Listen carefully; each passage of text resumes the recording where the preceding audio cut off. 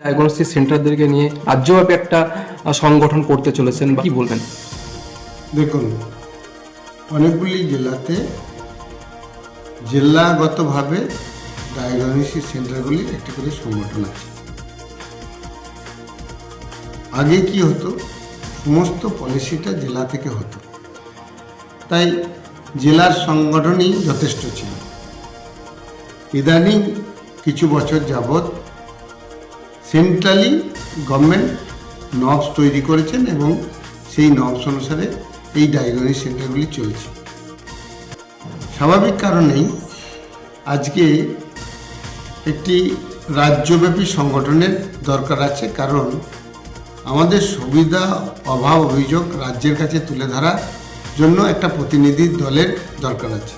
বিক্ষুব্ধভাবে বিভিন্ন সংগঠন জেলাভিত্তিক বিভিন্ন রকম আবদার, আবেদন বা ন্যায্য দাবি পেশ করে, কিন্তু সুনির্দিষ্টভাবে রাজ্য কমিটি করে সেখানে অনুমোদন নিয়ে আমাদের সুবিধা অসুবিধার কথা বলার জায়গা ছিল না।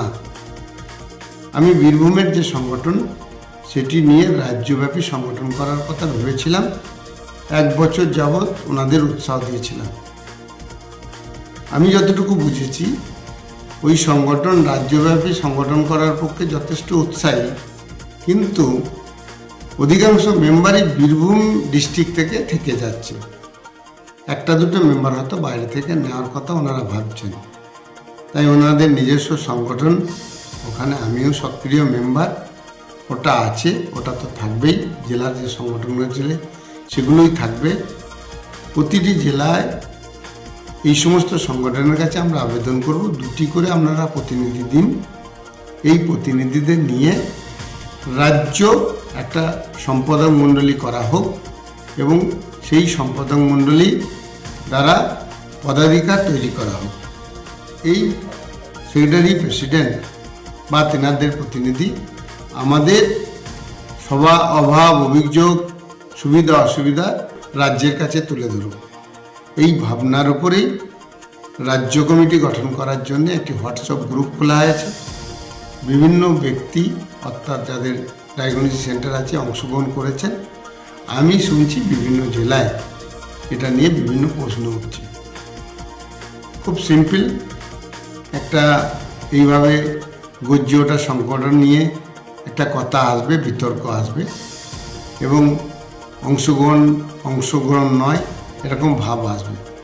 আমি প্রাথমিক পর্যায়ে চেষ্টা করব সংগঠনগুলির সঙ্গে বসে আলাপ আলোচনার মধ্যে দিয়ে 2টি করে নাম তেনারা যাতে সিলেক্ট করে দেন। এর জন্য আমরা 24 তারিখে যে সভা হবে সবাই আলোচনা করব এবং পরে আরেকটি সভা করে যতগুলি সংগঠন অংশগ্রহণ করবে বা করবে না, প্রতিটি জেলা থেকে 2টি করে প্রতিনিধি নিয়ে আমরা প্রথম একটা অ্যাডহক কমিটি গঠন করে সেই কমিটি আমরা অনুমোদনে জায়গায়, অর্থাৎ এনজিও ফর্মের জন্য প্রেস করব এবং এনজিওটি ফর্ম করব। প্যান কার্ড, ব্যাঙ্ক অ্যাকাউন্ট করার পর সকলের সঙ্গে সহমত হয়ে সকল সংগঠনকে নিয়ে আমরা রাজ্য সম্মেলন করে পুনরায় সংগঠনটি তৈরি করব।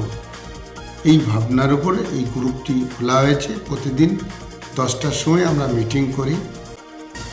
বিভিন্ন মতবাদ থাকতে পারে, বিভিন্ন ধরনের পদক্ষেপের দরকার থাকতে পারে। আমি বিনীতভাবে আবেদন করছি প্ল্যাটফর্মে অংশগ্রহণ করে আপনার সুনির্দিষ্ট মতবাদ জানান। কাউকে এর পদাধিকারে আনা বা বর্জন করা এরকম কোনো অভিপ্রায় আমার নেই। আমি একটি সর্বসম্মতভাবে রাজ্য কমিটি গঠনের পক্ষপাতী।